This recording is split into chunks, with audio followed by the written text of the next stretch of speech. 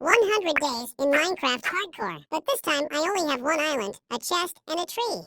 Hello, I am Naruto, and today I'm going to spend 100 days of Hardcore on SkyBlock Island. Pleasant viewing. Day 0. Yes, I'm starting from day 0, and you can see my development in real time at the bottom right of the screen. I appeared on an island in the sky. There is absolutely nothing here except grass, one tree, and a chest. Although somewhere far away, I see some other islands. I began to break the ground and immediately enlarged my island. Now you can safely cut down this tree. The main task now is to get a tree seedling for further survival. And now I will be sure that he will fall on the island. I broke the chest and moved it to another place, and put all the things into it. Crafted a workbench. And here it is a sapling of a tree, and I can be calm. I think it's time to do the cobblestone generator. This is perhaps one of the most important elements of SkyBlock survival. After all, it is he who will provide me with the necessary blocks, of which there are not so many here. But to mine cobblestone, you need a pickaxe. Well, the beginning of survival is laid. Having obtained some cobblestone, I crafted a stove and made charcoal. I need it to craft torches, because the night is coming, and I don't need spawning monsters here. Having made a few more picks, I went to mine cobblestone. Day 1. I'm still standing and extracting cobblestone, because at the initial stage it needs a lot. And now my second tree has grown, which I think it's time to cut down. I crafted more pickaxes again and started mining cobblestone. Perhaps I will spend a little time on this at the beginning, so that later I would go about my business. Day 2. I have some cobblestone and I think it's time to expand my island. In order to save money, I made half blocks. By the way, this is not only economical, but also very convenient, because monsters will not spawn on the semi-blocks. The most important thing is not to forget to put them in the lower position. I have plans to make a circle, so having outlined the center of the island, I built 25 blocks in each direction to make a cross. Now you need to put it all together. I prepared the layout of the circle in advance, so it's not that difficult. The most important thing is not to accidentally fall into the abyss. And so I complete the circle, and how suddenly. This obviously didn't go according to plan, and I could not even think that the foliage could catch fire because of the lava. Unfortunately, the tree could not be saved, but I have one more. In the meantime, the marking of the circle is already ready. Day 3. It's time to start building it from the inside. Nothing complicated, you just need to alternately put the blocks so that there is no void in the middle. And now half of the circle is ready, but now I have run out of half blocks and cobblestone. And that means it's time to go back to the generator. Day 4. Crafted a few more half blocks. I hope they will be enough. And set about building the second half. And here are the last couple of blocks, and my island is ready. Well, it's very difficult to call it an island. It's most likely a stone platform that I'll be surviving on for now. But I'm hoping to turn it into something beautiful. I broke the remaining blocks of earth and replaced them with semi-blocks, which is what in the earth here is worth its weight in gold. And somewhere on the edge, I decided to make a small tree farm. I put 4 blocks of grass, some torches for lighting, and planted the first 2 oak seedlings. I also placed a chest, a workbench, and a stove near the farm. And now I thought it would be nice to build down and make another platform at the bottom. It is very convenient to go down the water, but the most important thing is not to fall down. Day 5. Moved my cobblestone generator closer to the chests. This is where it belongs. Of course, I don't have a lot of resources and blocks right now, but I tried to somehow decorate this place, because here I will spend a very, very long time. Well, this looks much more interesting. And then I noticed that 3 seedlings fell from one tree. That's how good luck is. Day 7. Cut down 4 trees on my new farm. And I thought that it would be nice to increase it. The more trees will grow at the same time, the better. And again, stood up for the extraction of cobblestone. Day 8. Almost all the trees have grown, which means it's time to cut them down again. By the way, I have accumulated quite a bit of cobblestone. I ate my first apple and ate a little. I crafted some ladders, but I need to somehow go down and climb down. There are stairs, which means that water can be removed. By the way, this is the very center of my island, so I put a board and a torch here. What a beautiful dawn. Day 9. New day, which means new things. Went down and continued to build the platform. I have plans to make a mob farm. Well, for now it will not be quite the usual mob farm. At the bottom I build a small platform. This is where the mobs will fall. Yes, I'm not going to kill them myself and risk my life. I have a more interesting idea. And now the lower platform is ready. At the bottom, I even arranged a little part where I will go down and go up. Now it's time to start building the second platform where the monsters will spawn. And then I played a little and started building not a platform, but a bridge, which should be a little higher. Well, now you need to clean it up. From the central block, I put 7 blocks in different directions, and now I connect all this with blocks. Finally, the monster spawn platform is ready. And now you can do the construction of the bridge, from which I will pour water. Water will fall into the center and spill to the edges of the platform, and the monsters will fall down. It's very simple and most importantly safe, but it still needs to be tested. Day 10. I started cutting trees again. By the way, one very large tree grew. To be honest, I don't really like such trees, because they are more difficult to cut. And here is the X moment.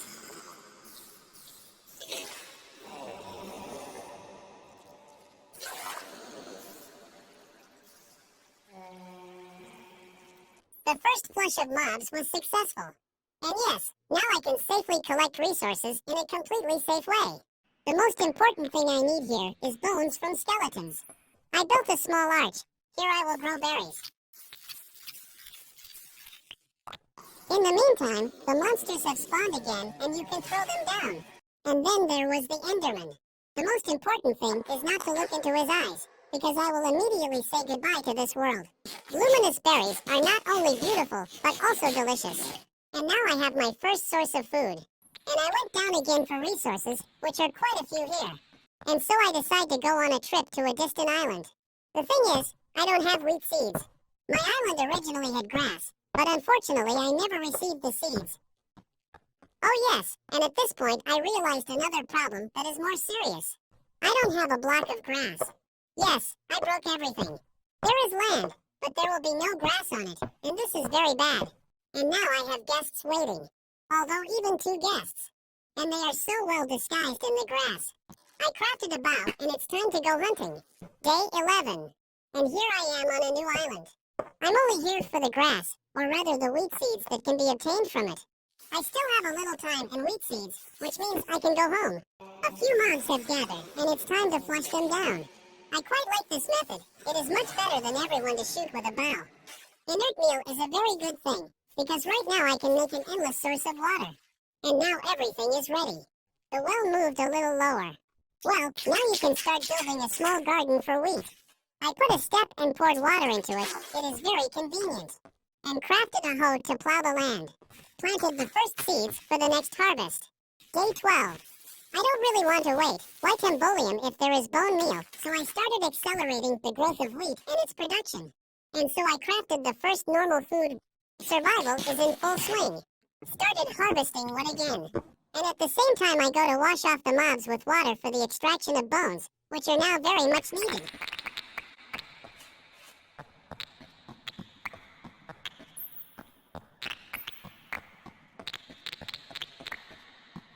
And now my beds are completely sown with seeds, which means that I will have enough bread to eat. And now it's time to build a really real standard mob farm on a SkyBlock. I decided to start from the bottom. I put up 22 or 23 blocks so that the mobs stay alive. Now you need to make a pipe through which mobs will fall. Day 13. To make it more beautiful, I made the base from cobblestones and the inside from half blocks of boards so that I could see which mobs would fall. And now I'm already at the top, and you can start building the main part for spawning mobs. I broke the top block and the water poured down. Now I can go down and up very quickly. I went down, and here is already an army of octopuses. Why they appear here, I don't understand. It seems that there is not so much water. I made a floor for water. You can do the walls. Demolished the upper platform and spilled the first bucket of water. As it turned out, you need to add another block so that the water stops at the edge of the blocks. Day 14. Went to mine cobblestone because blocks ran out. Day 15. The monster spawn area is ready. I arranged the hatches along the edge and closed them. Thanks to them, the monsters will think that there are blocks here and move forward. Spilled 2 buckets of water into each section. Most of the farm is ready, and it remains to make the walls and roof. The walls will be 2 blocks high to prevent Endermen from spawning. Day 16. The last stage is the construction of the roof. And now my mob farm is completely ready. In the meantime, all the wheat has ripened, and it is a pleasure to collect it. Crafted a few swords to test the farm in practice. And now a whole bunch of monsters are waiting for me below. And luckily, everything works very well. But then the first creeper exploded.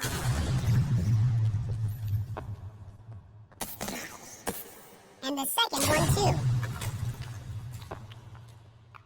I quickly managed to build everything up. Raise the platform a little higher to hit the mobs from below. This should help a little. And here are my mob stats. An ingot of iron should drop from zombies, very rarely, but it should. On average, this is 1 ingot per 100 zombies killed, but so far I don't see an ingot. Oh yeah, and you know what's really sad? Zombie does not drop grass. This is very, very bad. In previous versions of this zombie SkyBlock, it was possible to mine graphs, which means mining future blocks of Earth. But now the situation is a little more complicated. Day 17. Again, I went to kill monsters in the hope that I would get an ingot of iron. There is no iron, but there is the first helmet mine.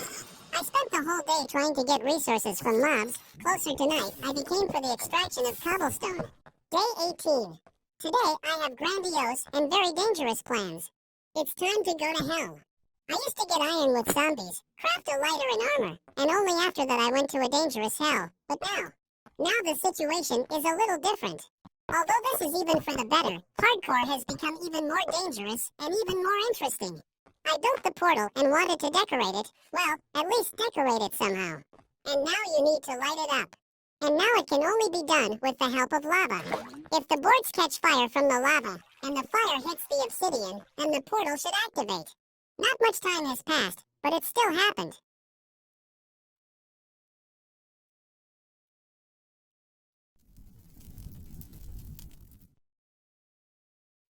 Well, dear friends, it's time to go on a dangerous journey through hell, and I really hope that I will stay alive.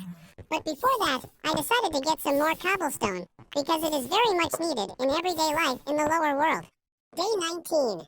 Time to go. Since I couldn't get iron with zombies, I hope to get some gold with pig zombies. And for this you need a small farm for them to spawn. Started building the first lower platform. I go up and calculate the blocks for spawn. It will be a small farm on 3 floors. And now not only zombie pigs appear, but also piglins and even endermen. And here's the problem, he got aggro on me. I hope he is downstairs and will stay, because I still want to live. At this point, I really, really regret not taking my bow and arrows with me. And here.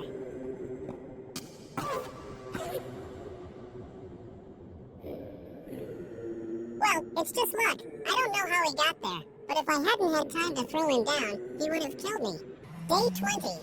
I did not have enough blocks and I could not complete the farm. But now you can test it. But for everything to work, first you need to build a safe place to kill the zombie pigs. For a very long time I could not figure out how it would work and built what I could. It doesn't look very good, but the main thing is that it works. And now you need to choose a victim.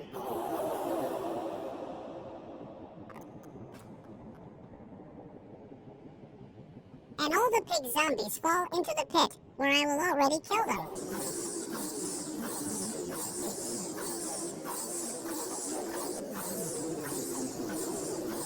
And here are my first 2 gold bars. Day 21. Returning to hell, a ghast was waiting for me.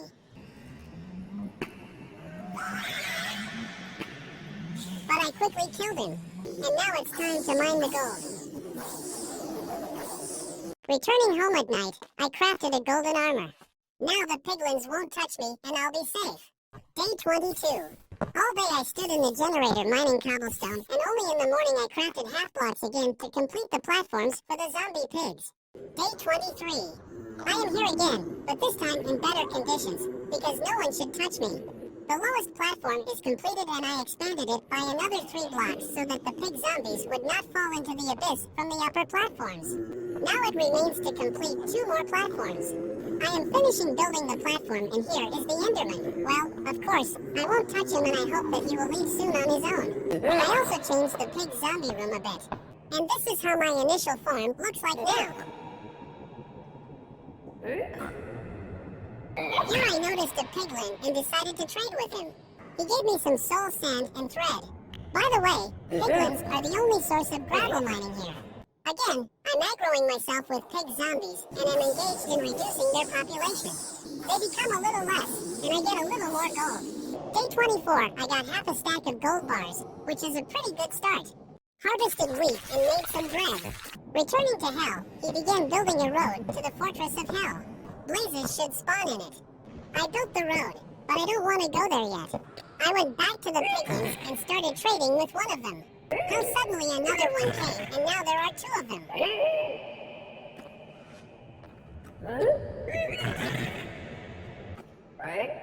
And another one came. Apparently they really like gold, and I like their resources that they give. And here's what I got from them. The most important thing for me here is gravel. This is now the most valuable resource, because very soon I will be able to make earth from it. Day 25. I decided to go to the fortress and reconnoiter the situation. Obtained an infernal outgrowth, which is needed for brewing a potion. And he began to break the semi-blocks while they are here, and no monsters will appear, but I already need monsters. And yes, here is the first batch. But I need Ifrits. And here he is. It's very good, but very, very dangerous. First hit on me, but I survived.